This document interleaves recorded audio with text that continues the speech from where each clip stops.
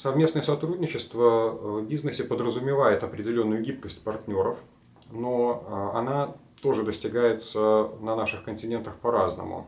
В России, например, и в Восточной Европе предлагается сначала продумать, проработать, а потом сразу создается какой-то большой проект, и он либо получается, либо ему сопутствует какой-то грандиозный крах, то есть очень большие риски. Это обычно для России, Украины, для Белоруссии.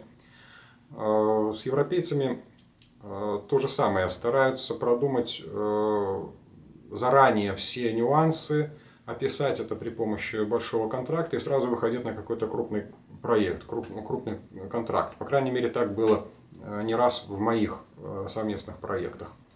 А у американцев гибкость проявляется немножко иначе. Когда начинается совместная работа, то она движется по принципу step-by-step. То есть сделали один маленький проект, скорректировали стратегию, перешли на новую фазу сотрудничества, появились новые какие-то направления работы, увеличился объем работы.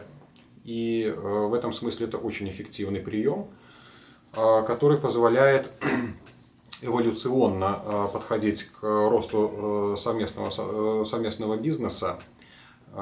И еще важный момент, который отмечается на переговорах с американцами, и как заставить пойти на какие-то уступки на очередном этапе развития партнерства, это аргументы.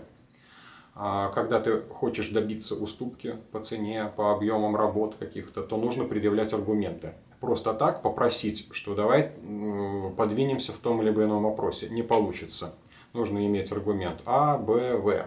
Поэтому всегда, идя на переговоры, я заранее имею несколько таких запасных козырей у себя в рукаве, которые я постепенно выкладываю и аргументирую свою позицию. Когда ты аргументируешь, американцы без всяких проблем идут на необходимые уступки, но это должно звучать убедительно.